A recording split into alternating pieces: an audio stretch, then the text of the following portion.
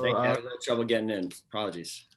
yeah, no problem. I think we are just a minute behind, but that's okay. Yeah. Sandrine, we're good now? Yes, we are. I've been Aiden? recording all the time, so it's just I'm just waiting for Aiden.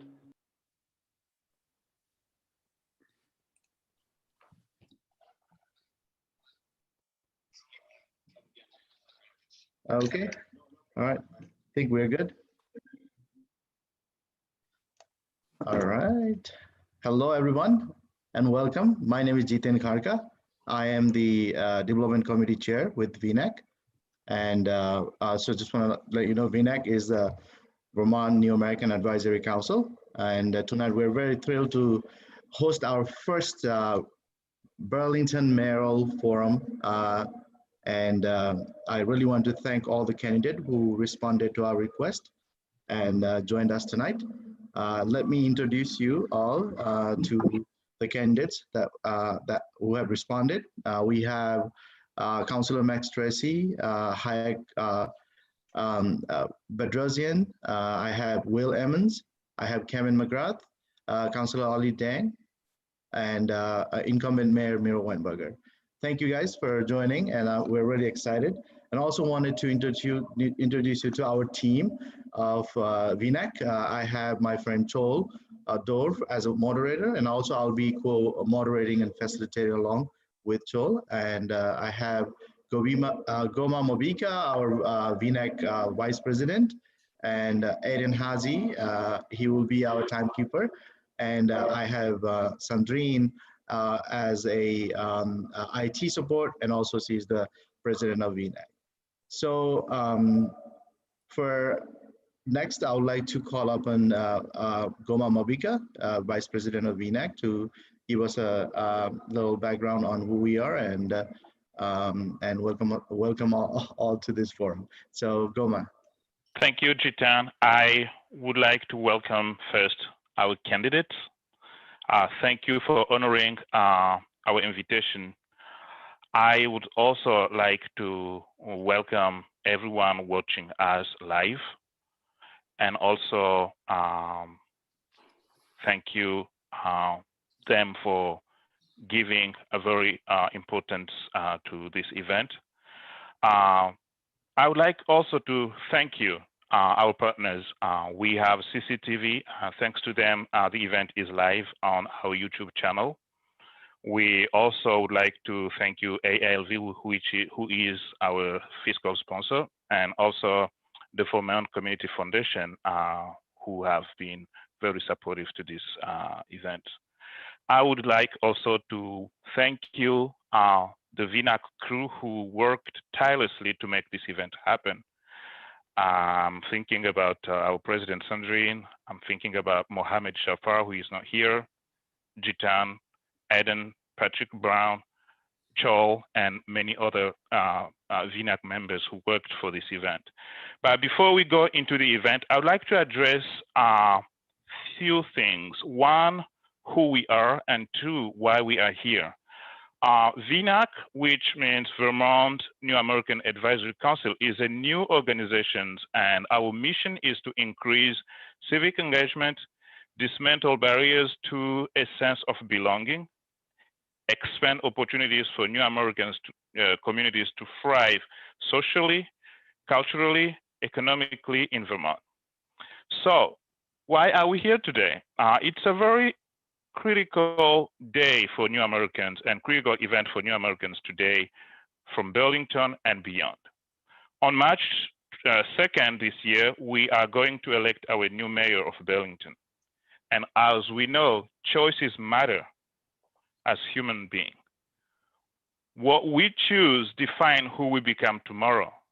And I think knowing who and what we vote for is very critical, especially in this time for New Americans. So today, we would like to hear from you.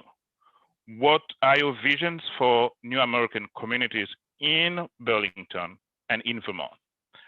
Why New Americans should elect you as a mayor? And how are you going to empower New American to thrive in all domains of life? So it's a civil conversation we would like to hear as we are getting ready to cast our vote in coming days. And I would like, without delay, to give the floor back to the moderator for the continuation of the event. Thank you. Thank you very much, everyone, for joining us. We want to welcome all the candidates who join us tonight. We're very grateful for your time to join us tonight and share some of ideas that you have and a vision for this great city of Burlington. Thank you so much. My name is Joel Dore. I'm going to be a moderator tonight with my good friend Jitan, and Adenaji is going to be our timekeeper. Before we get started, I'd like to run over some quick rules. And so before we begin, we like to let everybody know that each candidate is going to have 1 minute of opening statement, and then a 2 minute per question that we ask. And then if you happen to have a colleague that asks you a question, we'll give you the opportunity to answer that question in 1 minute. All the question will be answered. We'll go by alphabetical order of names. And so that will be the order that we will answer the questions. When we get back, when we go to the closing statement later, we're not going to start with the person that starts from the beginning. We're going to start from the person that was the last. Okay, so those are some of the ground rules that we have. When your time is up, my good friend, 30 minutes before your time, Aden is going to raise a card. It will say 30 seconds left. Then the last card will be time is up, and that means you need to wrap up and let other person answer the question. At the end later, each of you is going to have a 2 minute closing statement, and then before closing statement, we'll take some questions from members of public. Any answered question, we'll find some ways to send them to your campaign. So that's the rundown of those are some of the rules that we have for you guys tonight. So right now, let's begin with opening statement, and we'll start with Hike. The floor is yours. Thank you very much, and thank you to the New American Advisory Council for hosting this event. I'm Hike Bedrosian. My father lived on North Avenue until he died in 2013. He was Grisha Bedrosian, but when he was born, he was Getivon Sahakian in a small town in Armenia in 1909. In 1941, at the age of 32, he was drafted into the Soviet Army with only 24 hours notice. His mother clung to his legs before he got on the truck, crying, "Don't go, don't go," and he would never see her again. After 2 days and nights on the train, he and the other soldiers were each given 35 bullets, 4 pieces of bread, and sent into battle against a massive German barrage near the border between Russia and Ukraine. My father hid in a bomb crater all day and emerged in a field with dead bodies. He eventually was taken prisoner by the Germans and survived a week-long death march to a prison camp in Mariupol, Ukraine. My father wrote that the prisoners there, who had been there a long time, had swollen stomachs and were bones and skin. And when the fresh ones arrived, the Germans would use them to load the dead and dying onto trucks to be buried. In his first 3 weeks in the camp, my father was forced to do this 5 times. In the spring of 1942, the Germans discovered he could weld, and they took him out of the camp and used him as skilled slave labor in different parts of Europe for the remainder of the war. Your time is up. Thank you. I'm sorry, I'll finish at the end then. Thank you so much, Harik. The next opening statement is going to come from Councilor Ali Dieng. Thank you guys for having us and for organizing this. And I love your background logos, looks beautiful. As many of you, I am a new American like you who came here 13 years ago. And as you all know, we have to reinvent ourselves when we settle in this beautiful city. And you know, I became a city councilor in 2007, and I'm currently a member of Board of Finance and also the chair of the Racial Equity, Inclusion and Belonging Committee, which never existed in the city until I became city councilor. And with the council, we created this, and we now have a strategic planning moving forward. I am in front of you running for mayor to be the next inclusive and forward-thinking mayor. And I think it is about time for City Hall to be open for people just like you and I, so that this city can be inclusive and we tackle social problems, social issues that we all encounter. And my full-time job as a parent university manager at the Burlington School District Parent University, which is a program geared toward helping new Americans. Thank you. Thank you so much for joining us. Our next opening statement is going to come from Will Emmons.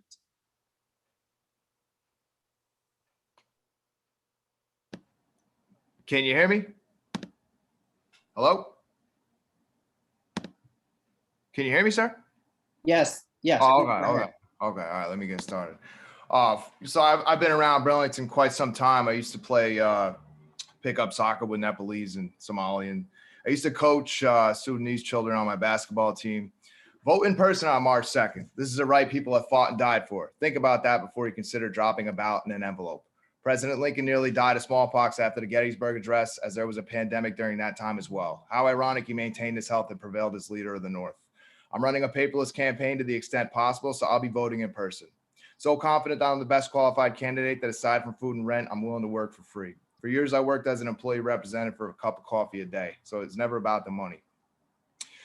During Christmas, my grandparents' house was transformed into a wreath-making factory. I remember most the smell of pine. After NFL coach Lombardi passed away, his sister would come and purchase gray blankets that helped us pay for Christmas gifts. He spent his career promoting equality amongst players, regardless of race or sexual orientation. Thank you so much. Sorry, the guy. I'll finish. The guy told me 90 seconds, so I just cut it short a bunch. Thank you. Thank you so much. Our next opening statement is going to come from Kevin Mcgrath. Hi, thanks for having me tonight. My name is Kevin Mcgrath, and I'm a resident of the 3rd Ward, and I've been around Burlington for about 25 years, and I've personally worked with hundreds of immigrants in the factories of Vermont, so I'm very familiar with the immigrant community. The purpose of my candidacy is to work for the establishment of governmental systems of equal protection, respect, and merit to ensure that these systems work for all citizens and residents of Burlington. My goal as mayor is to create continuous improvement systems of merit, direct democracy, and critical thinking to actually solve problems, create an atmosphere of racial justice that works for the entire community, and work to create livable neighborhoods and work for the affordability of housing and city policies. Thank you. Thank you so much. Our next opening statement is going to come from Max Tracy. Wonderful. Well, thank you so much to the Vermont New American Advisory Council for having us this evening. I certainly appreciate it. I'm really excited to be here and to share my vision for Burlington. Currently the Ward 2 City Councilor, so a portion of the Old North End. I also serve as president of the City Council. And I'm running for mayor to make Burlington a city where all can afford to live. We know that working people and families are being priced out of Burlington because of high taxes, rent, childcare expenses, and so much more. And these trends are really unacceptable to me.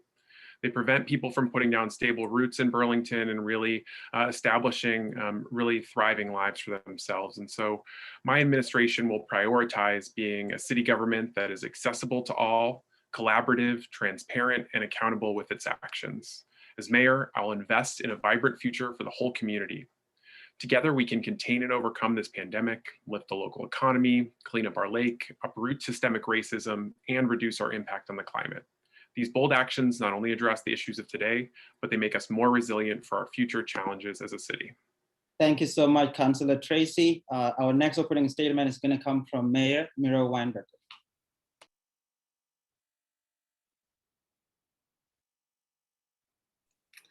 Sorry about that. Thank you, Joel, G10, and Goma, and the whole New American Advisory Council for bringing us together tonight and creating this unique opportunity to really focus on immigrant and refugee issues. It's only been a couple of generations since my family came to this country fleeing oppression, which is one of the reasons it has been a priority of mine since day one for the city to do everything we can to support immigrant and refugee families who have chosen to make Burlington home. To that end, I'm proud of the role the city's played in initiatives such as supporting the creation and ongoing operations of the Old North End Community Center, making sure critical public health information has been translated and widely communicated throughout this pandemic, and launching an early learning initiative designed to assist BIPOC families. Today, our entire community is facing a once-in-a-century convergence of multiple simultaneous crises: a pandemic, a historic recession, a long overdue reckoning on racial justice, and more. The high stakes amidst these emergencies are even higher for our immigrant and refugee families. Moments like this demand proven leadership. Moments like this require us to come together and make sure no one is left behind. I'm excited to talk more with you tonight about all this and more. Thank you. Thank you, Mr. Mayor. Our last opening statement is going to come from Patrick White. Oh, Patrick is not here. He's not here today. Okay. All right. So now let's go to the question. Just one moment.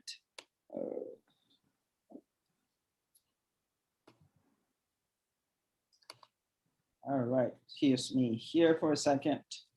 All right. Question number one. The city of Burlington declared racism as a public health issue together with over 40 organizations on July 16, 2020. How would you as a mayor apply this declaration at a hiring, strategic investment in communities of color, housing, and equal protection level? That's part one. Part B of that question is, and what are the key indicators that you would put in place to track the progress that you're making? Our next word. So this is going to go with Mayor Weinberger. Great, Joel. So I was there that day. I was a big part of declaring racism a public health emergency, and I appreciate this opportunity to really lay out how I intend to attack this issue if given the opportunity for another 3 years. Basically, what I want to bring to this challenge is the same kind of urgency, focus on data, focus on rapid deployment of resources, focus on follow-up that we brought to the opioid crisis, where we have reduced in 2018 and 2019, we reduced deaths by 50%. I think we have a similar opportunity to make that kind of empirical, on the ground progress across all of those elements of racism that you laid out there and more. We just in the last few weeks brought on board a new staffer to help lead this effort, a public health equity manager. And we are going to keep working with those more than 30, and I expect will be dozens more, ultimately, organizations to make progress ultimately on things like narrowing the kind of racial disparities we've seen during this pandemic. It is unacceptable that we've seen the life expectancy of Black Americans drop by 2 years as a result of the pandemic. There are disparities like that in almost every aspect of our healthcare, housing, economy, transportation, education system. And we are just starting the process, really, Joel, of figuring out exactly which of these metrics are the right ones to focus on. And I would welcome the VNAC into that conversation and to be one of the partner organizations at the table as we do this work together in the years ahead. Thank you so much, Councilor Tracy. Thank you so much. I'm certainly committed to uprooting systemic racism across our city by making sure that institutions are held accountable for their actions.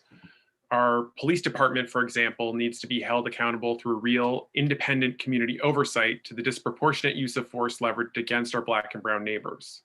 We know that there is a disproportionate level of force used against Black people that represented 28% of use of force cases during the first 10 months of 2020, despite just comprising 6% of the city's population. This is the highest rate recorded in recent years. And in response, we must continue to transform public safety by transitioning armed officer positions into social support roles that better address community needs like trauma-informed mental health, substance use disorder treatment, and outreach to individuals experiencing houselessness. But we must go beyond these efforts in terms of racial justice to also include economic and cultural empowerment. And that means focusing on business, land, and home ownership, because we know that 97.7% of Burlington's Black and brown neighbors are renters, with just 2.3% owning their home compared to 38% of white residents. In addition to more broad-based policies like rent stabilization, we should, for example, create targeted revolving loan funds to support BIPOC business and home ownership. And across the board, we must do all that we can to meaningfully improve the material conditions of people's lives, as well as the cultural and social conditions to make sure that people have what they need to thrive. Thank you so much. Same question to Kevin Mcgrath.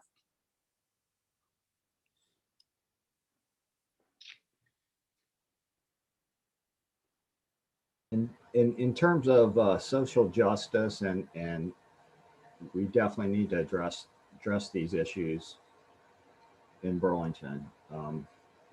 One thing I would like to push forward first is if we're going to have an air of respect and dignity and equal protection, then why does the state of Vermont send inmates and prisoners to for-profit prisons 1,500 miles away from the jurisdiction in which is responsible for them? Just that fact alone is an overriding principle that really needs to be addressed, because that speaks to endemic and systemic racism in and of itself. It is a racist policy, and it's meant to be a racist policy. If we want opportunities for immigrants, opportunities for African Americans in Vermont, we need to really address a lot of the issues, and we need governmental reform. We need city government that actually works for the citizens in general. City government in Burlington doesn't even work for the citizens. So what we really need to do is look at governmental reforms and use an international standards approach of continuous improvement, to achieve those metrics. And we need to sit down and de-escalate tensions with the police and all the members of society in general. Thanks.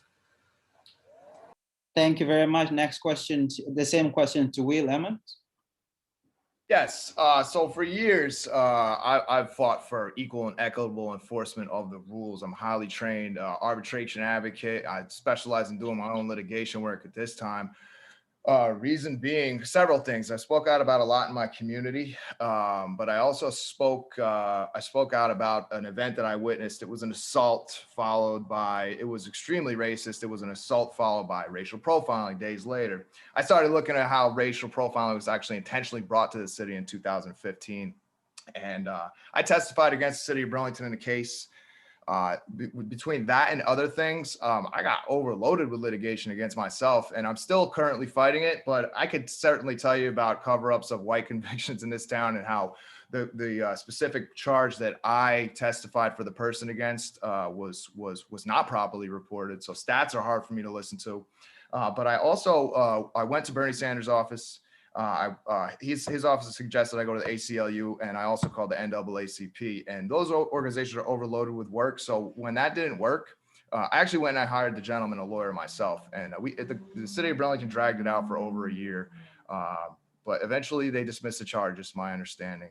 So you will not find a person who is more dedicated to making sure that inconsistencies are cleared up, and if people need to be exonerated, then that needs to happen immediately. That'll be the first thing that I do when I step in the door as mayor.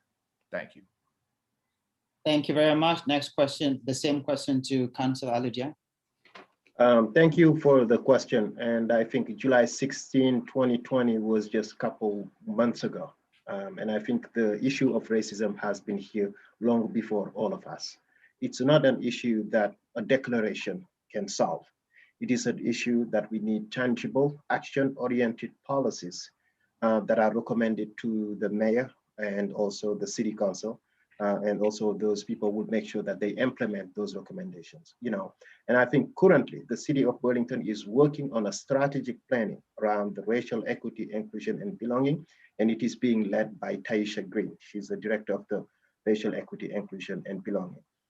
I think declarations out of those are symbols. Raising a Black Lives Matter flag is a symbol.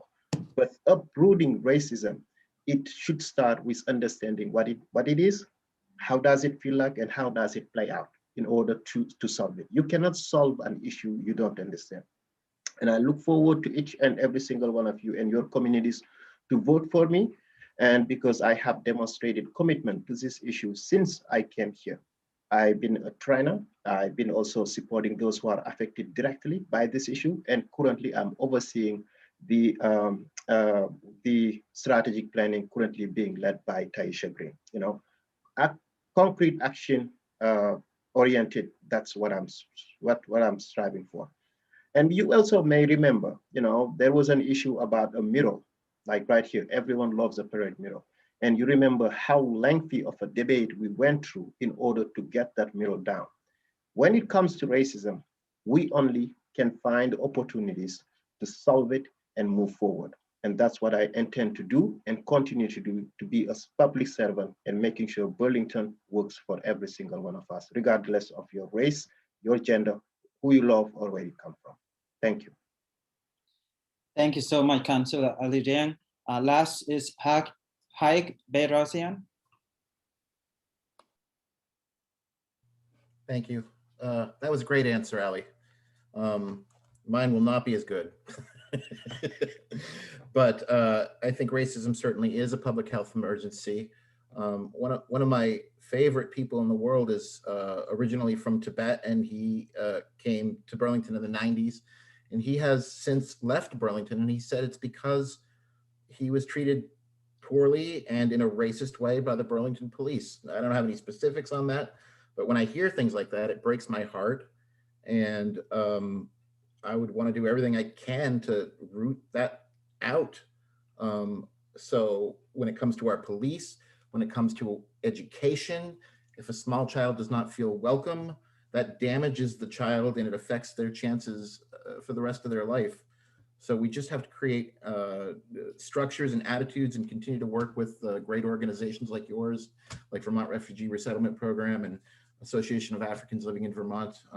And I've had experience in various jobs with these organizations. And certainly in terms of, it's a smart question because the second part asks about how do you measure success and outcomes. And certainly I think we'd have to do some comprehensive surveys of happiness, life expectancy, education levels, and income, et cetera, to really get that data and know how much progress we're making. Thank you very much. And now, next question is going to come from my good friend, Jitan Karkar. Thank you, Joel. So next round of the question, I'll be starting from Mayor Miro Weinberger. The question goes, the issue of funding or defunding the police has recently become a major conversation topic across New American communities and other residents of Burlington. Some think Burlington should defund the police. Other think there are other ways to reform the police. What is your stance on this issue? Thank you, Jitan. You want me to go first, Jitan? Yes. Okay. Well, thank you for the question. I think this is probably the issue that there's maybe the greatest distinctions between me and my opponents in this race. From my perspective, the city council made a major mistake last summer, really created a crisis when it voted to reduce the number of police officers in this community by 30% without a plan for how we would continue to respond to 30,000 incidents a year without the 100 officers or nearly 100 officers that we had tripartisan consensus for decades that we needed. And there still isn't a plan all these months later. I did come forward with and propose a plan to the council, which they voted down again just a couple weeks ago. Really, the only way to fix this issue is now for the voters to fix it. And it's really in your hands which direction you want to go to keep this community safe. I do believe in police reform and have long been a believer in police reforms. I think since 2015, there may be no city in the country that has done more to change the way it polices and to improve its policing. We were a very early adopter in New England of body cameras. We completely changed the way we respond to acute mental health crises and other dangerous events where individuals are barricaded. We now are brought forward, and the council has approved, really changing a significant number of the professionals that we have within the police department, so that we have other types of backgrounds responding to a significant number of our calls. There's a lot more to do. I think we need structural and cultural transformation of policing. We need a new consensus on what the right form of policing is in this community. The way we need to do that, however, is not by just criticizing the police and ostracizing them. We need to bring them into the conversation, and we can forge that consensus together. Thank you. And next, Max Tracy. Well, thanks for the question. As I said before, I think that a crucial piece of our efforts to uproot systemic racism will be to transform public safety. We know that our public safety system currently does not work for all, and that's represented in those statistics that I was talking about, where we're seeing record rates of force being used against individuals of color in our community. And that's completely unacceptable to me. We've also seen some pretty egregious use of force incidents on individuals, specifically in our community in recent years. And those incidents not go, and officers not be held nearly enough to account for what was done in each of those circumstances. So I think as mayor, I want to continue the efforts to transform public safety by transitioning sworn officer roles into these direct social service roles that provide greater support for individuals in our community. As I said before, around those issues of substance use disorder, trauma-informed mental health responses, outreach to individuals experiencing houselessness, just really making sure that we're prioritizing the delivery of services and connecting people to resources that they need in our community, as opposed to emphasizing criminalization and use of force in those efforts. I think it's also crucial that we continue to build out a community oversight model that provides real accountability for these incidents where force is used, or where we see officer misconduct. We need to have real independent community oversight in order to truly transform and hold accountable our police force and make sure that folks have recourse when these incidents take place. So those are key elements of what I would do as mayor going forward in order to make sure that our public safety system truly works for all. Thank you. Next, we have Kevin Mcgrath. Thank you. I think if you look at the issues, what the real issue is the city council and the mayor. I mean, that's their job. You need to bring community values, the values of our community, and what I want and what the immigrants want. You need to bring that to public service. That's your job, you know? And all I've seen is 20 years of failure when it comes to providing the kind of services that the city needs, whether it's public services, whether it's law enforcement or water quality. As far as it goes with the police, we definitely need to de-escalate the tensions, and we need to demilitarize. We have police officers that run around that look like paramilitary. They're in black. We need to put them in white shirts. We need to put them in trousers.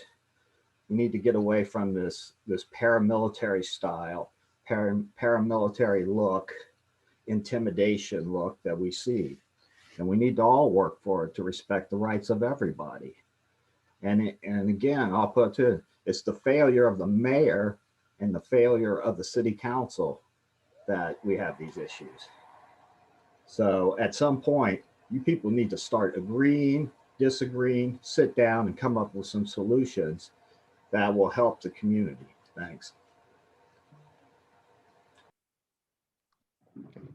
Thank you. Will Emmons. Thank you, sir. The issue, it stretches so far beyond police in Burlington that I wish I would have tackled it on the last answer, but I've heard a lot. I've spoken to a lot of people. I'm certainly not in disagreement about decreasing or increasing. I'm in disagreement about stats in general. I actually went around and interviewed one Puerto Rican amputee, one Greek Native American amputee, and one Black Italian friend of mine the other day who indicated to me that they're being pushed to out-of-town hotels. So if that's happening, how are we getting an accurate reporting of stats to either defund or increase? I also note that the city of Burlington has been intentionally destroyed over the last 9 years, prior to which there was a halfway decent relationship between the police and the community. I intend to get in there and immediately improve that, because protect and serve is the motto. My cousin, my aunt, his aunt, my mother's cousin was murdered, and she was stalked, she was stabbed, and my cousin is now a cop. And, he's a good person. And when you get in there and you actually sit down with these people and go over the concerns and bring some members of the community to discuss those concerns, instead of bringing it first, before you even bring it public, you actually go and try to do it in person first. And if that doesn't work, then you go public about it. And then you can publicize that you had a meeting. Either way, the us versus them mentality could be resolved by going in, and that's what I specialize in: reasoning and negotiating and helping people to understand what their expectations should be versus what they're getting now, which is a whole lot of nothing. Thank you. Thank you, Will. Next, I have Councillor Ali Dang. Thank you. And I think this is a great question and a very current and hot topic about police transformation, police issue. I mean, I think it would be important for all of us to go back a little bit as to why Burlington or police department is suddenly under the microscope. Everyone is talking about the police. And I think it is all about, like what Mr. Kevin Mcgrath talked about, our values. And we have a value here in this community about transparency and also about action. But unfortunately, both of those two aspects, missed. Reason why we are in front of a public issue, public problem, a big one, right? To me, it will be imperative, doesn't matter, whatever we want to do, we want to ensure that every single person living here, working here, having a business here should feel safe, and their family members also should feel safe, period. And Burlington also, all of us to remember, it's a great city, it's a safe city, but we also have to remember the creation of policing over 400 years ago. It was to chase out slaves that run out of their plantation, and police was created to go after them and catch them. And that's exactly the pattern continued until today. What I'm interested about is public safety. And public safety should not be the job of police alone. A new agency that can work with the community to provide some level of safety for non-criminal calls, we need to have it. We need to also be able to keep the police accountable by creating an independent oversight committee that would help them to support them to do their jobs right. And at the end of the day, safety is not the job of police alone. It's our responsibility, your responsibility, my responsibility to talk to my children to make sure that when they are arrested by the police, they should cooperate. Thank you. Thank you, Ali. So the last we have Hayek Bedrosian. Thank you very much. I think it's important that we have a few extra police so that if there is someone that needs to be fired, we can backfill that position quickly. If we cut the staff to the bone, then police are going to know that it's going to be difficult for the department to get rid of them just as a matter of practicality, because there is no one to backfill their position. So I think it may seem counterintuitive, but I think in order to hold them accountable, the police have to know that there's a few extra bodies there, and then that they're expendable and can be held accountable. And in terms of the right way to do that, I don't disagree with a citizen oversight board. My thinking would be that it would make sense to turn the existing police commission into an elected body so that they're answerable to the voters, and then empower them to hire and fire, similar to the way the school board does it. Again, with the idea of having a few extra bodies, the extra time that would allow the police could be used for training and cultural competency and de-escalation and other non-violent methods, which I think should be a continuous part of the police's mission, is to improve and train constantly so that outcomes can be better. I would get rid of the dark, scary looking patch that was instituted by Brandon Del Pozo and go back to the bright colored one with a picture of the tower on it, because that's what Burlington had for 40 years and it worked fine. And it set a friendlier tone. You don't need to scare people with your symbols. Transparency in body cameras. I don't think body cameras should be able to be turned off. The audio should not be able to be turned off, and the police should not be in a position of having to turn them on. So the technology needs to come along there too.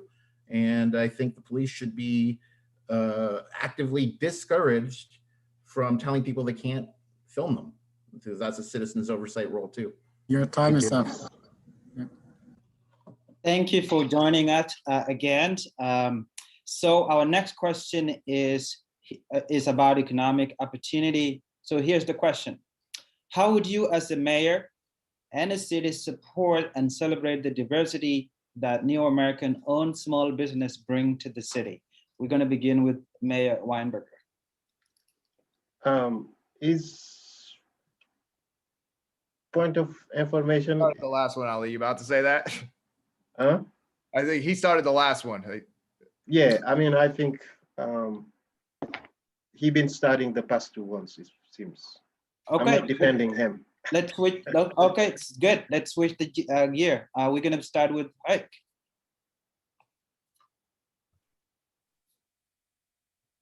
Sorry, what's the question? All right, let me ask the question. Oh, here it is. Here it is. How would you, as mayor and a city, support and celebrate? Okay. We've gotten to the point in Burlington where there are so many opportunities for a great cultural dining experience that a year or two ago, some friends of mine and I had what we called a Momo crawl up North Street, where we went sampling the different food at all the wonderful New American eateries. So we can develop themes and events, and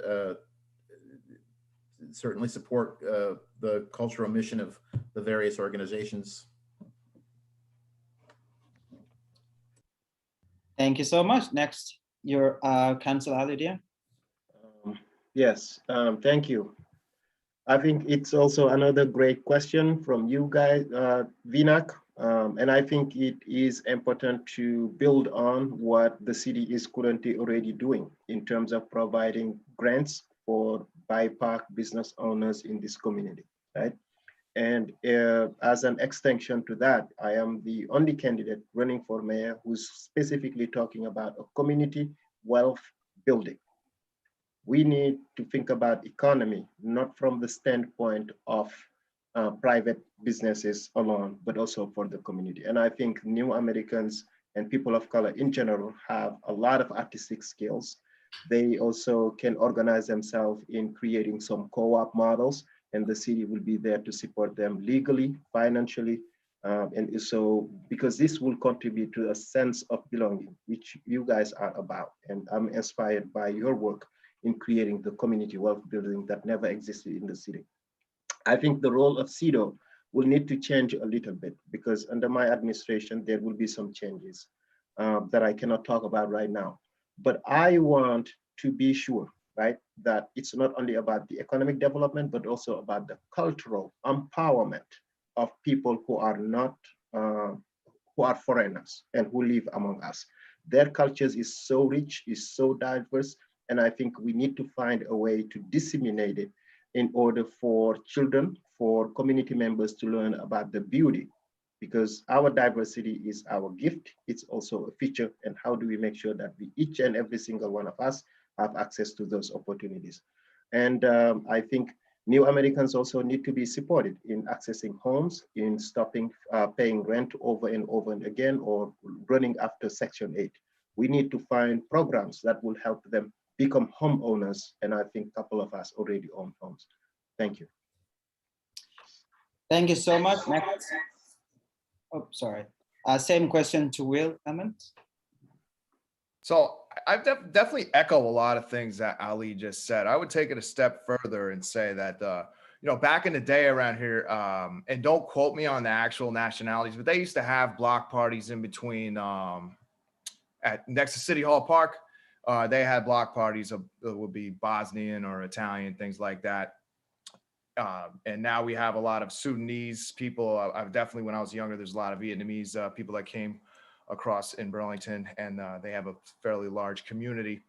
And I would bring back social building events, community building, I should say, and create events that surround that, inviting food trucks, things of that nature for all different cultures to bring in their authentic way of showing other people how they cook culturally or build community wise. And so that way everybody gets to know each other, because the sense of community was very great back in the day.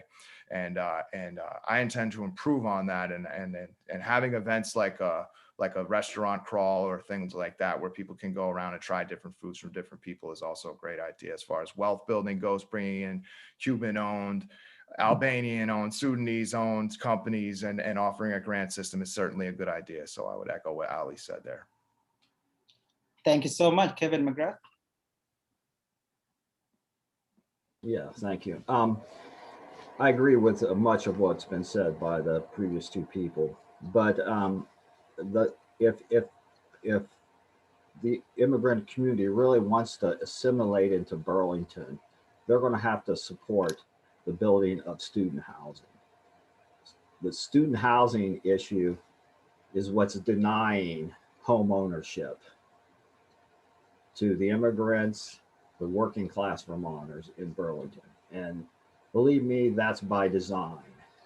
I mean, they came in 20 years ago and dumped 3,000 students into the housing stock. And that was just to control wealth and power within the city. We need to build systems of equal opportunity. And one way to create that is to build student housing, because these are transient. We want people who are going to be extended families, who are going to build their families here, who are going to own homes. I personally work with hundreds and hundreds of immigrants. I work with immigrants from Bhutan and Nepal, and I know some of them, they moved to Columbus, Ohio, where my family lives, and they did that because I know from them, talking to them personally, because they wanted opportunity. Burlington has to provide opportunity. You are Americans first. You can move anywhere in the United States. And I think that's important, because I've talked to immigrants about this. You're an American first. If you want to be a Vermonter, you can be a Vermonter, but you're an American first. And look for opportunity, and Burlington City Council and the government really needs to help provide that type of opportunity. And student housing is one of the ways that we can do it. Thanks. Tracy?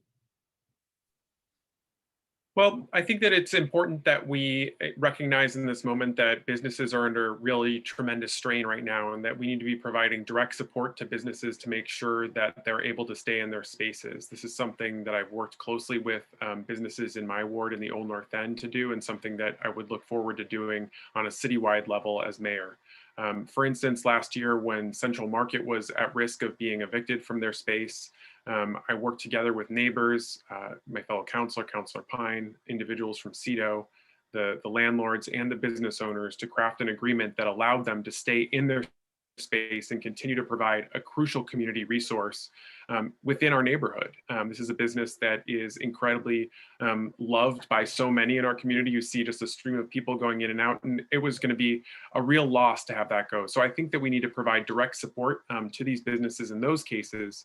But what the situation really raised for me, and what I think we've seen kind of continue, is that folks really need support at moving towards ownership of their businesses, so that they're not in this place where they're having to negotiate constantly with landlords and take so much of their income and put it towards rent, but really being able to build wealth. And so we need to, as I said before, really continue to build programs that focus on revolving loan funds and making sure that people have access to capital.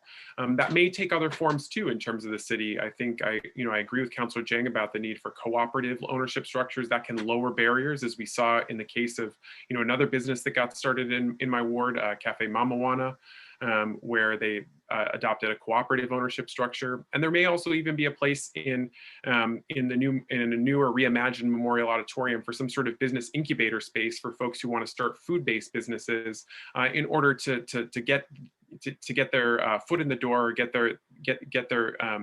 their business going.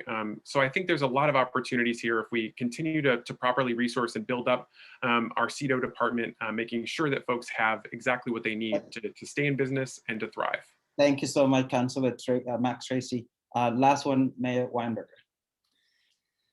Well, the first thing we need to do is make sure as many immigrant and refugee businesses survive this pandemic and this terrible recession we're in as possible. This is a big, part of the reason why the top priority of the city for the past year has been fighting the pandemic, containing the virus, and doing everything we can to support households and small businesses as we try to make it through these historically challenging times. We've had some real success at that. We worked directly with new American businesses that did not have banking relationships to help them get assistance from the federal government. During the PPP program, we have set up BIPOC only grant programs led by Taisha Green during this period that have really helped get the rent paid, help businesses make it through this period. We try to bring this focus on having a racially just pandemic response and recovery to everything we do. We passed an 8-point plan. We created an 8-point plan last June to do that, and that still guides our thinking every day. As we come out of this incredibly challenging period, we need to make permanent some of the innovations that we've created during this period that have helped new American businesses. A couple examples of that. We should make this Trusted Community Voices program that we started just before the pandemic and that provides stipends for, I believe, 6 individuals now in 6 different refugee communities. We need to make that a permanently funded part of the city budget. Similarly, we have gotten better at communicating with our immigrant and refugee communities during this pandemic. I put in the draft of the budget, and through conversations with the council, we will have $40,000 in the budget for a language access plan that is not just about business, but I think it can be supportive of the economic vibrancy of new American businesses as well. And then final thing, well, I'm out of time. We'll leave it there. Thank you, Mr. Mayor. Your turn. Thank you, everyone. Thank you, Joe. So the next round of the question would focus on community engagement. How would you support and valorize civic engagement of new American communities in an impactful and inclusive way? What platform would you provide so there is building of community and influence in systemic change? And Mayor Miro Weinberger. Great. So let me hit on 3 examples of how we have done this and then talk a little bit about the future going forward from here. There was no real community center for immigrant and refugee communities when I came into office 9 years ago for that engagement, meaningful engagement to take place. We've changed that now, working very closely, supporting funding, and backing a number of ways, the Champlain Housing Trust. We now have this outstanding Old North End Community Center, and the city is part of the ongoing operations of that with a big presence from our Parks Department and the payment of substantial rent payments to make the whole community center work. I will just say a little bit more about these engagement programs I just mentioned. The Trusted Community Voices program is something that I intend to make permanent.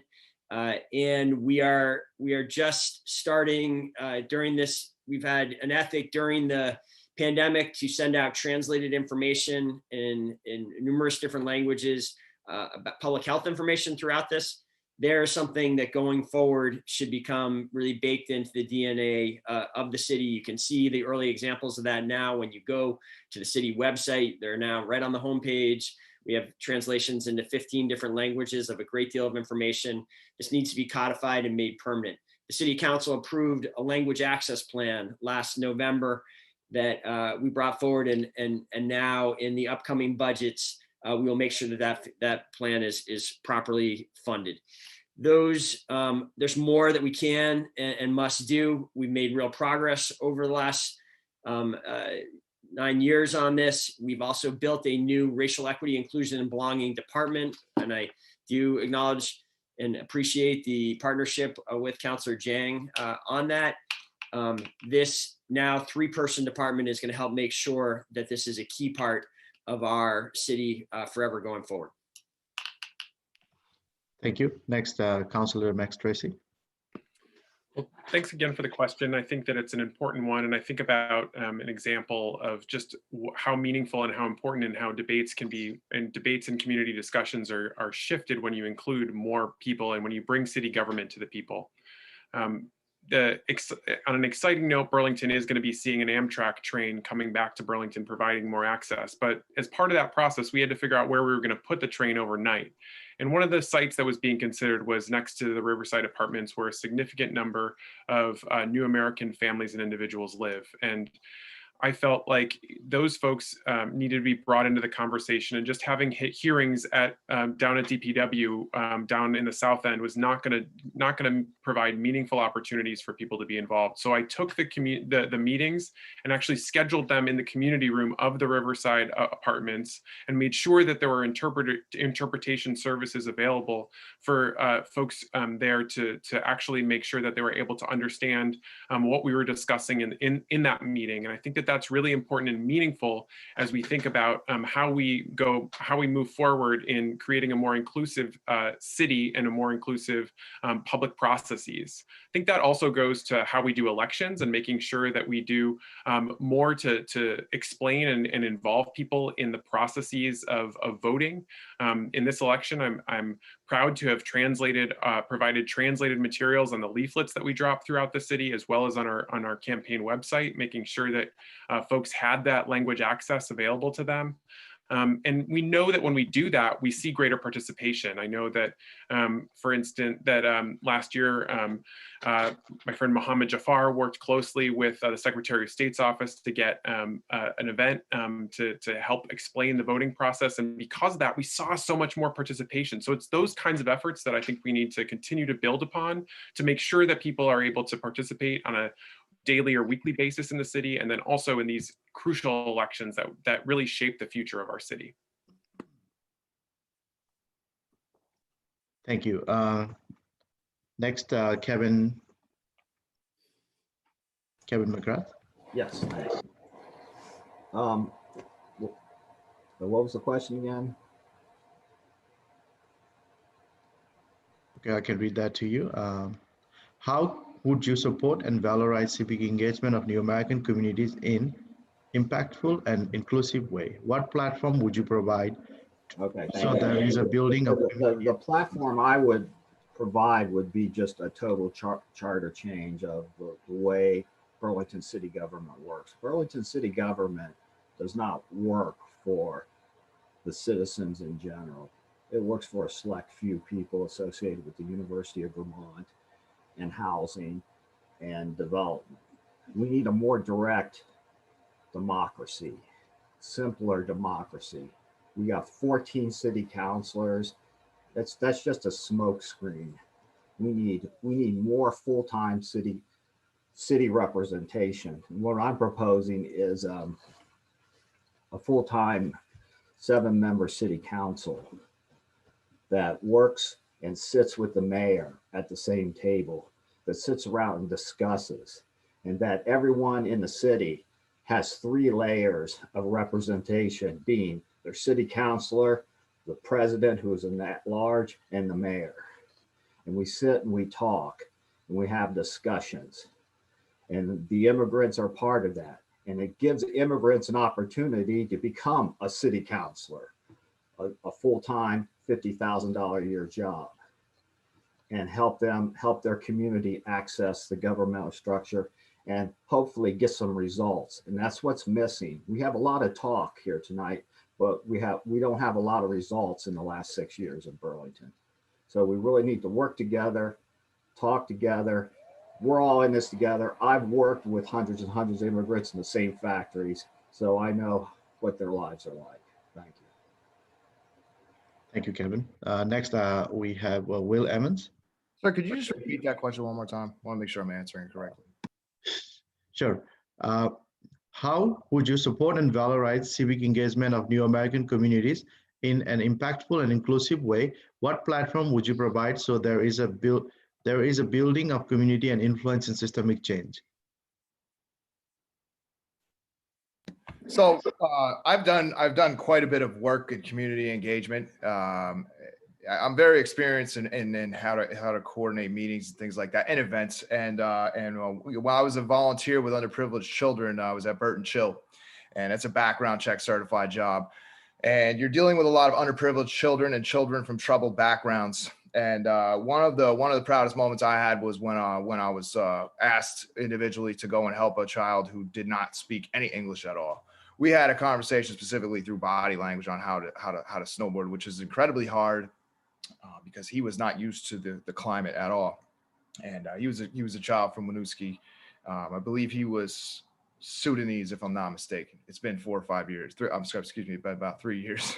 So when I was up at college, I was always in the Office of Diversity and Inclusion, communicating with people. And what I would do is improve those communications, improve the opportunities, and raise funding to have engagement of citizens from all nationalities. Because Burlington, although I heard somebody say it was mostly white the other day, that's not actually true. It's very cultured, and it's becoming more increasingly cultured, and I intend to build on that. Hopefully I've answered your question. Yes, thank you. And Girls Club as well. I've spent ample time at their King Street Youth Center, just playing pickup with since I was a kid, and also now I kind of go with kids as I'm coaching and things like that. Thank you. So next, Councilor Ali Day. Thank you. I think I'm a social entrepreneur. I identify problems in the society, in the community, and just work to bring people together to get it done. And one example is Parent University. From scratch, I built that program, securing the resources, and now it's running greatly without my input anymore. And now I'm thinking about other things, right? And there are, in terms of civic engagement, I think I will rely on you, your expertise, your knowledge, because you are all educated people and already public servant, right? I think as with my administration, we work together and to solve this problem of lack of community engagement among new Americans once and for all, and we will be leaders around the nation. And I think, I will also want to, create what the Burlington School District currently has, Office of Homeschool Liaisons. The city should have it. Not $40,000 a year, but $40,000 a salary per person who speak Nepali, Maimai, Kirundi, Swahili, and to work directly with all departments to make sure that their valuable informations are translated and they can reach people directly because they understand their culture and so on and so forth. If you look at our city website, there is no voter guide. If you go there, there is no profile of any candidate that is running. And it's not even translated, and I think it's unacceptable. It has to change, and I think, diversifying also the leadership in the city to reflect the newcomers, people like you, master degrees, PhDs. Why are you not working for the city, right? I think there are fundamental problems we need to look at deeply and solve them, move forward. But the most important thing too, this is not an issue about new Americans alone. We are also talking about people with disability, elderlies, and we need to engage them all. Thank you. Thank you, Ali. And last we have Hayek. Thanks. There have been so many great answers to this question that I would continue to support elements of what everyone here has said. International Day, the Old North End Community Center, the Equity Inclusion Office, supporting efforts at environmental justice, like the efforts Max put in with the train question, continuing to support educational program like the kind that Patrick Brown is so good at organizing. And then when it comes to valorizing and supporting civic engagement among new Americans, I think anytime we see a new American on the ballot, we need to celebrate that. And if you like two candidates equally and one is a new American, I would give my vote to that person because they bring a valuable diversity of experience that improves us as a community. So, for example, Ali Zhang, what a wonderful example. And I think we should celebrate his candidacy and the fact that he's a city councilor and welcome more participation by new Americans. Thank you very much. Thank you very much. Our last question, and then we'll open it up for open forum. So here's the question. Safe and affordable housing is critical to mental health and well-being of new American in Burlington. Yet affordable housing remains to be a long-time issue in Burlington because of rising costs of rent and stagnant wages. What step will you take with respect to rent control and expanding income-based housing in the city? We're going to go with Hike for this question. I'm going to pass. Thank you. Next is Councilor Dieng. Yes, I mean, I think rent control is a great, wonderful concept, and I think it's this is something that we need to explore and not replicate what, for example, happening in Minneapolis and try to bring it here. What truly works for our great city is what we need to find, and collectively we should implement it, right? And I think making sure that new Americans have access to homes, and, you know, and to stay away from rent. And I think as part of my work, I have helped so many new Americans who had no idea how this process worked, to help them go or appoint them, connect them with the right people, and now they're homeowners. And I can tell you 3 great, wonderful stories, from saving to building to now homeowners. I think those are great, wonderful stories. And in terms of, you know, how do we provide more affordable housing? I think there are so many concepts, and my style is I do not have all the answers. I am not an expert in many fields, but what I can do well is to bring experts together, and collectively we will outline what needs to be done, and we will make sure that those will happen. And one example can be rent to own. You've been in a home for 10 years, you've just been paying rent, throwing money out of. But now, how do we bring developers who can build homes, or such as Habitat for Humanity, such as, you know, building up, changing some density zones in order for people to own their own apartments, you know?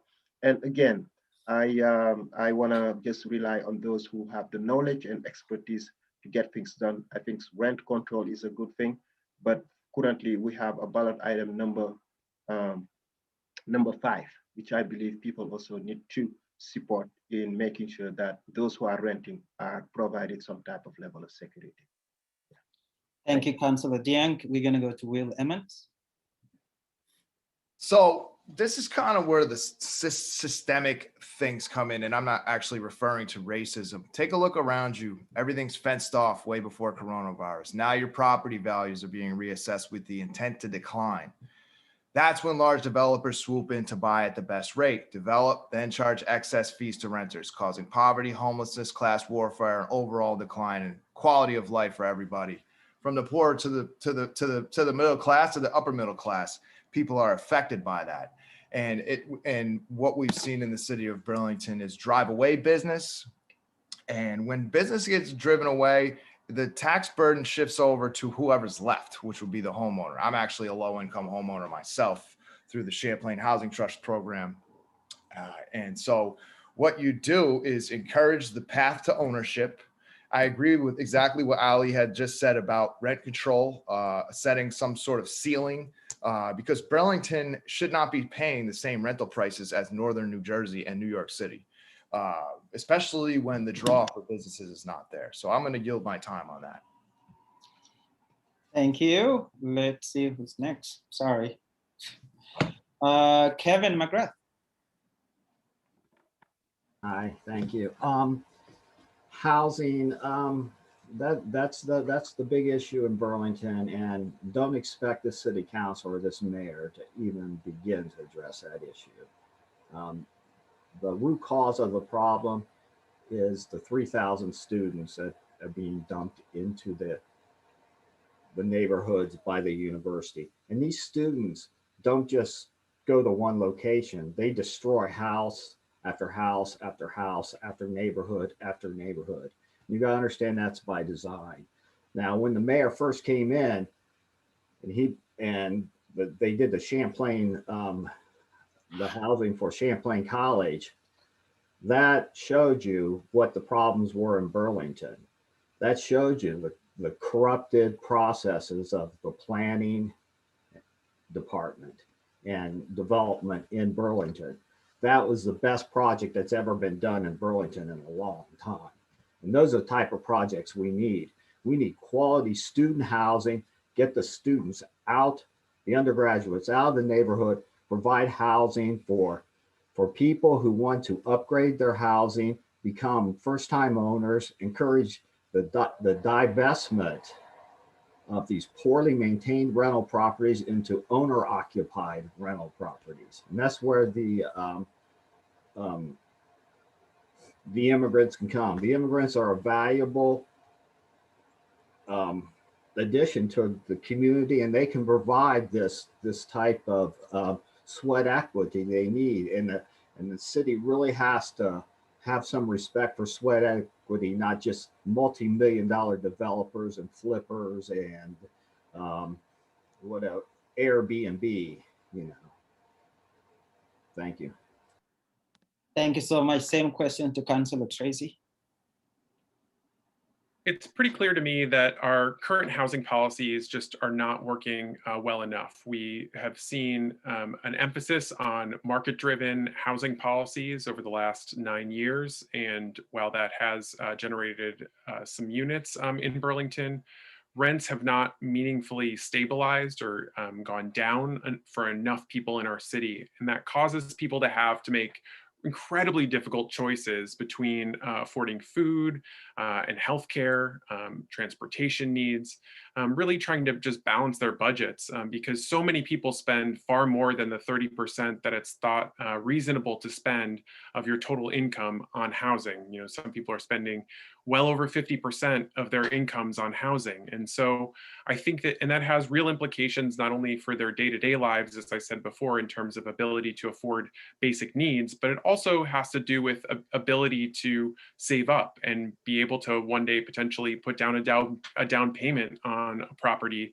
for yourselves and your family. And so I think that it's important that we go beyond these market-driven strategies and take a more interventionist role, specifically around rent stabilization, actively working to implement rent stabilization policies so that we don't see these continuously high year-over-year increases that continue to outpace the actual paychecks that people are bringing home. That's been a huge issue in Burlington, and something that's led me to embrace this strategy of rent stabilization, because we just are not seeing nearly enough progress, and we need new strategies in order to make housing more affordable for low and moderate income individuals who are currently struggling so much to be able to afford to live in Burlington, and in many cases are being priced out of Burlington. So I think we need to embrace those strategies and move forward in a very different and bold direction. Same question, Mr. Mayor. Well, I'm really glad to have this question and have a chance to discuss it. And I'm going to push back pretty hard on a lot of what you've just heard, because there's just a lot of inaccuracy and poor facts, incorrect representations just made. I am deeply, deeply committed to affordable housing. I have done much more in my career regarding affordable housing than anyone else running for mayor. I was an affordable housing developer, permanently rent limited affordable housing for 15 years, starting with a volunteer job for Habitat for Humanity, and then created my own business that did that kind of housing for a decade in Burlington before becoming mayor. As mayor, I've been totally committed to those strategies. We've built and saved hundreds of permanently affordable homes. We opened on my watch projects like the Bright Street Co-op and hundreds of other homes. I've worked, the way we do that here in Burlington and have for decades is to work closely with the housing nonprofits, and we've done that. And I've pushed the housing nonprofits to be specifically responsive to the needs of immigrant and refugee families. The housing nonprofits were, like a lot of the market, building smaller and smaller units until I was elected, and I pushed them to build 3-bedroom apartments again, so that to accommodate the larger families that many new American families have. And they took that direction and made changes such as when CHT purchased South Meadow. I've also doubled the housing trust fund on my watch, something, I'm going to be specific on this one because it concerns me to hear Councillor Jang say he's for affordable housing when he voted against that, was one of just 2 councillors to vote against the doubling of the housing trust fund. This is how we create more permanently affordable housing in this community. I don't support rent control because it doesn't work. And it's been shown again and again. And anyone who is tempted by the idea, I encourage you to look at the research on this. It makes communities less affordable. It doesn't help the people it's supposed to. We have, however, stabilized rents. All of this work has meant that rents have not been going up in recent years and vacancies have been doubling. Your time is up. Our strategies are working. Thank you so much. Councillor Ali Jiang, would you like to respond? Yes, I would like to respond. I mean, I think, it is inaccurate when they say that I voted for a specific issue and I'm against affordable housing. I think it's not accurate to say. For every single issue, we have to put it into context, and I think I don't even remember what the mayor is talking about and was wondering if we can expand on that particular issue, and I can explain why I voted a certain way. Oh, absolutely. This was one of the key housing, maybe the most important housing vote of the last 9 years was when it came forward to double the housing trust fund, to put it to the voters last spring for the town meeting day 2020. And this is something that was a big problem in the community the housing trust fund had not increased in 20 years. I brought forward a charter change to double it. Ultimately, about 75% of the voters supported that, but you didn't even want to put it on the ballot, Councillor Jang. I was really surprised by that vote. Thank you so much. We do want to move on to the opening forum. Jitendra, it's going to work out through some of the questions. Thank you.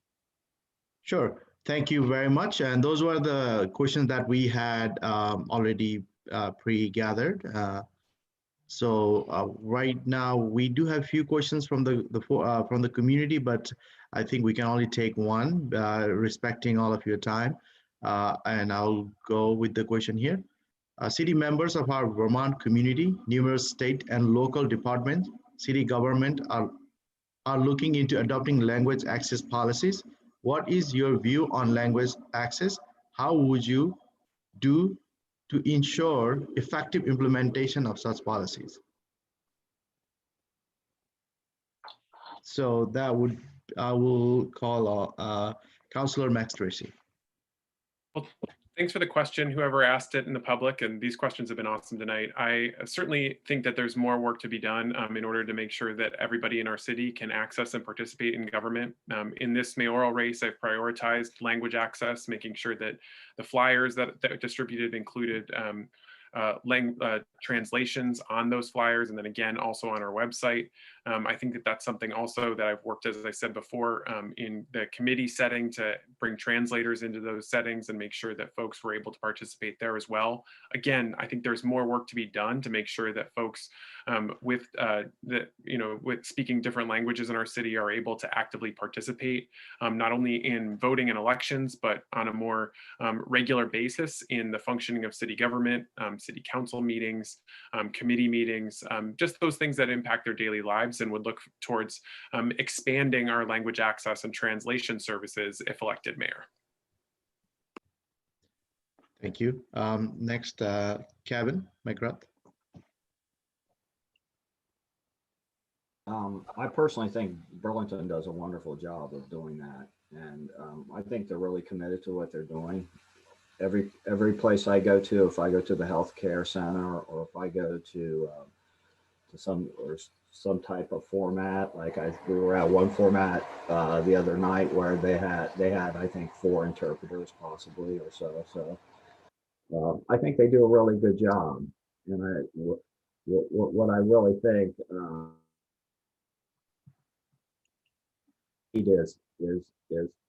is access to services, and realize that we, in America, that there is some type of equal protection out there. You don't want the immigrants to feel like they're out there on their own trying to survive with no help and no ability to communicate. And one thing I'm very happy about, and I think the immigrant community in general should be happy about, is our new president. I think it's going to bring a different attitude towards immigration. And myself personally, I think that the immigrant community in Burlington is definitely enriched. You do a lot of work, I've worked with you, I've been there, I've done it. And you deserve an opportunity to access the American dream and to have decent housing and to have decent health care. And being able to communicate and being able to find that is important. And I hope that Burlington will, continue to do the same in the future. Thank you. Thank you. Next will be Will Emmons. Can you repeat that question one more time, sir? Sure. Language engagement. No, city members of our Vermont community, numerous state and local departments, city governments are looking into adopting language access policies. What is your view on language access? How would you do to ensure effective implementation of such policy? Yeah, so interesting. Another situation. I was walking down Riverside Avenue one day. I used to live in Salmon Run, low-income housing, and so my neighbors were Bosnian, Nepalese, Sudanese. We used to play basketball. That's all I know. And what I bumped into a lady from Iraq one day, and she didn't speak a lick of English, but somehow we got in a conversation that her nickname was Rocky, like, Sylvester Stallone. So she didn't speak the language and I didn't speak her language, but we were able to figure out a way to talk to each other about our pasts. And we had about a 45-minute conversation as I carried her drapes home. And the point is, I was looking into trying to help her get a scholarship to college. So I kind of can understand where the language barrier, it needs improvement. But also, like Kevin said, there's a lot of places in Burlington that do have language access to them. I feel like we could always do better and make sure, especially at the high school, that not only is diversity a language thing, but reflected on the walls, and things of that nature. So improving language for any program that exists in Burlington should be a #1 priority in that realm. Thank you. Councillor Ali Deng.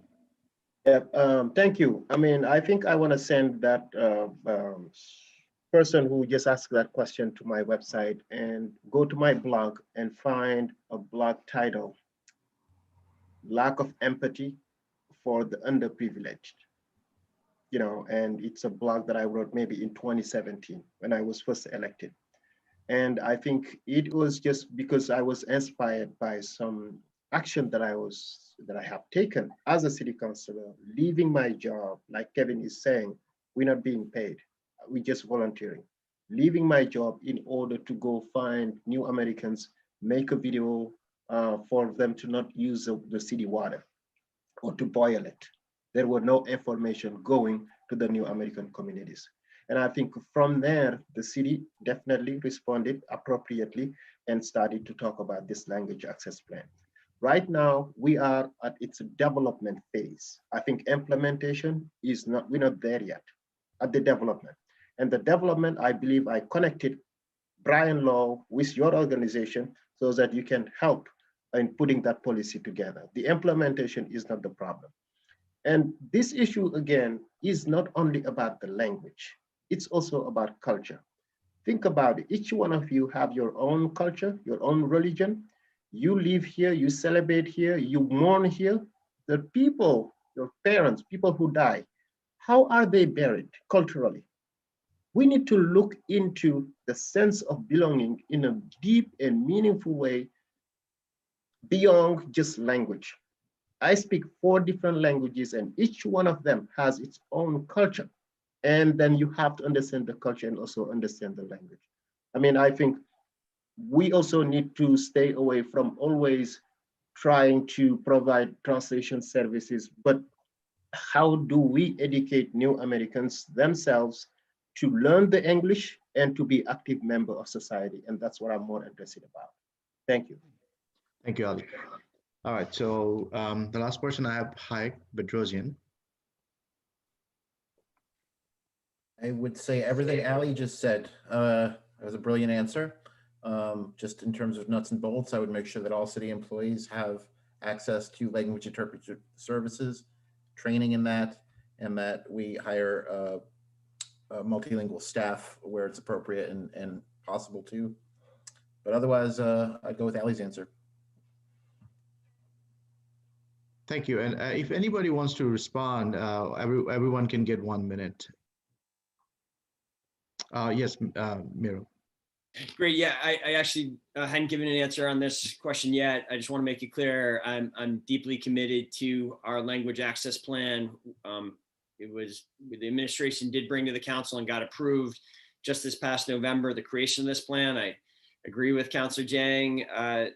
Would have liked to have gotten this done sooner, but it's there now. And it's and now a key element of implementation is the funding of it. And if I am reelected, it will be well funded in the year that's coming up. And I hope people see the commitment I made to language access in the way that the city has been a key partner in keeping Burlington one of the safest cities, maybe the safest city in the country during this pandemic. A big part of how we did that, given the communities that we have here, is to make sure that information was getting out to people throughout the community in their native language. If they were not English first speakers, if they were not, people who did not have strong English skills. You can see at all of our pop-up testing sites, all of our vaccination clinics. There are translators there whenever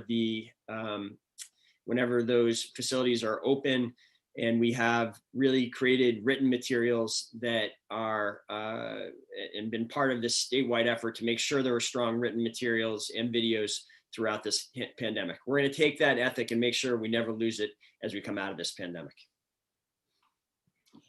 Thank you very much. Now we're going to go to the last page, which is our closing statement. And we're going to begin with Kevin Mcgrath.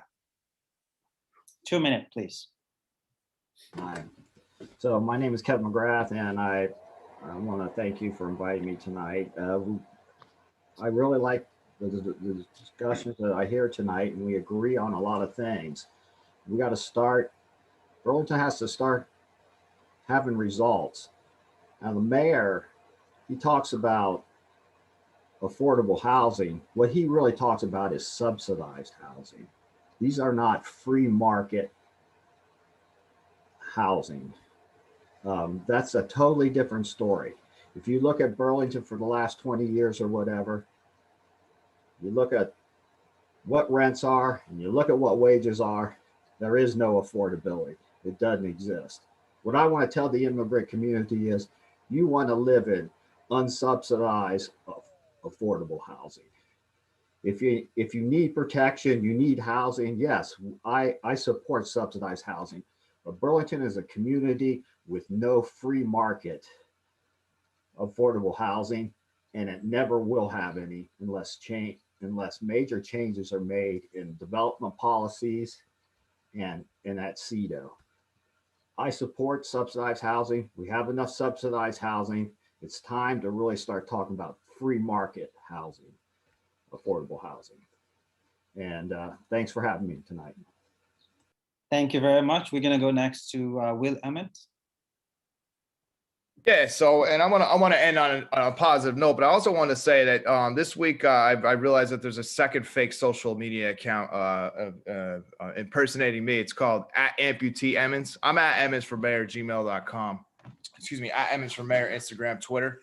And I just wanted everybody to know things like the City Hall Park took 2 years to build. Empire State Building, 1930, 1 year with all the sidewalks that are around it. And you take all the money that was abused in that situation, you could give it all to the New American Advisory Council, and that would definitely promote new business in this community. I intend to grow Burlington. I intend to grow business, which will grow citizenship, which will attract new companies, which will be opportunities for not only people of foreign descent, but people that grew up around here of all similar opportunities, because I come from a low income background, and we always worked well with our community. So I appreciate the time that you guys have given us tonight, and thank you for having us, and definitely look forward to seeing you in the future. If you see me on the street, feel free to come up to me. I'm very approachable. Thank you. Thank you. Councilor Ali Dieng. Yes, thank you so much again. Like everybody said, I mean, I think your questions today were just tangible. These are great issues that we never heard, almost never about, because they do not affect most of the population. But I'm so glad that your organization exists. And as a next mayor, I'm looking forward to work with you in a meaningful and forward-thinking way to solve the issues that New Americans experience here around poverty to discrimination to racism and all of that. And what I want them to say is just please consider giving me your vote and consider letting your people, you as leaders, to know that Ali, someone who looked just like you, is running to be the next inclusive mayor of the city of Burlington. And this campaign is all about implementing a vision of a fair, just, and equitable city that works for every single one of us. A city that seeks to eradicate all systems of oppression, of discrimination against the people of color and minority groups such as you, me, and many others. And a city that strives for a sustainable economic development, smart growth, the respect of our environment, a public safety, and a fiscal responsibility. As the next mayor, I will ensure that in our police department reflect Nepali people, Dinka people, Mai people, as well as our fire department and all the major departments in this great city. I look forward to your vote. Please check my website, ask me questions, and vote early, and donate if you can. Thank you again for having us. Thank you. Next, closing statement is from Pedro Zian. Thanks. I'm going to read the second half of my opening statement as my closing statement. We'll go back to World War II, where it just ended after my father was used by the Nazis. He hid his real name from the Germans the entire time, and he stayed in Germany after the war. He was afraid of what Stalin would do to his family if he ever found out that my father had worked for the Germans, and he never went back to Armenia until 1968.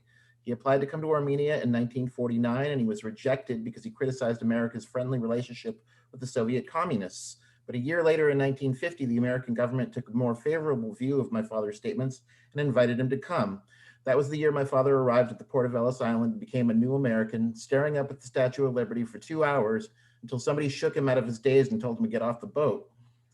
I wouldn't be born for another 23 years, but I know from growing up with this survivor that the longing for the old country that lives in an immigrant's heart is a very real struggle, and trying to give your children the best chances of success without the benefit of extended family networks, generational knowledge, and money that many people are born here have is a serious challenge, and it's hard. But I also know the promise of America to a new immigrant. This is a country where you can be anything you want, where you don't have to be controlled by old traditions or your family's expectations. The freedom to be anything you want is still what draws people here from every corner of the world, and it's the great strength of America. And Ali Jing is a great example. I want to thank you for coming here to write your own chapter to all immigrants in Burlington. And as someone who was born here in Burlington, I want to say I love you and I cherish the new immigrant community very much. Thank you. Thank you. Next is Councilor Tracy. Well, thanks again for having us in this important conversation. I've really appreciated the ability to just share these ideas with you and talk about what our respective visions for our city will be going forward. I think about how hard our community's been hit and how everyday people are really struggling to pay rent, property taxes, and just basic expenses when, those costs of living continue to go up, wages just really haven't kept pace. And so we deserve better than the status quo. As your next mayor, I'm going to end the trend of working people and families being priced out of Burlington. I'll transform public safety to work for all and build economic resilience for new Americans and the rest of our community to weather this storm and those to come. I'm asking for your vote because the change we need to uplift all can't wait. And more of the same certainly isn't going to get us where we need to be, and in fact is leaving many behind. I have nearly a decade of principled leadership as a city councilor and now as the council president, and prepared to work with our community to build a brighter future for all. You can learn more and get involved at maxformayorbtv.com. I want to thank you for your support, and I look forward to record voter turnout on and before town meeting day, which is March 2nd this year. Thanks again to the Vermont New American Advisory Council and all the work that you do to uplift our community. Certainly look forward to future collaboration with you and so many others. Thank you, Mayor Weinberger. Well, thank you to the New American Advisory Council for tonight's debate. I think this is the last debate of the campaign, and I also think it was the best organized one and one that really gave us a chance to engage these issues in an important way and with more substance than some of the other formats allowed. So thank you. And it's great to see you again, Joel, Jitan, and Goma. You know, this race is coming to an end. It's still a week, more than a week till town meeting day, but the voting has begun. If you are a registered Burlington voter, go check your mail and make sure you've gotten a ballot from us. If you haven't yet, please get in touch with City Hall because you should have one, and there are many ways that you can turn your ballot in between now and town meeting day. I encourage everyone to do so. A new system this time there are these 4 ballot boxes that you can go at any time of the day and drop off your ballot in. As you do that and make this important decision about who's going to serve as mayor for the next 3 years, there's 3 things I hope you'll have on your mind and you'll think about as you're voting. One, just that we are in very challenging times where local government is dealing with high stakes issues. And I think in a very real way, these stakes are even higher for refugee and immigrant communities. And this is not a time for a mayor to be learning on a job. This is a time for proven leadership. And after 9 years in this position, I think that's fundamentally what I offer that no other candidate can. 2, I hope you coming away from this conversation, I've been able to articulate the many ways in which the city has over the last 9 years delivered real progress for new Americans in this community with the Old North End Community Center, language access plan, and the pandemic response, and much more. And then finally, many of these efforts are midstream right now. And if you give me the opportunity to continue to work on these issues over the next 3 years, we will deliver very substantial change instead of losing ground by changing leaders. I ask for your vote between now and March 2nd, moreauformayor.com. It's been a pleasure to be with you. Thank you. We have come to the end of our forum tonight. We want to thank all the candidates for their time. You've been extremely generous with your time, and we are so grateful. Last but not least, I want to thank members of the VNAC for organizing this forum. I think it's a timely debate where leaders, our next leader, can come and share some ideas and vision on record. So this is really outstanding, and I'm grateful for your work. Channel 17 is recording this program live, and we're grateful also for having this resource in our community. Really great stuff. Now I'm going to hand over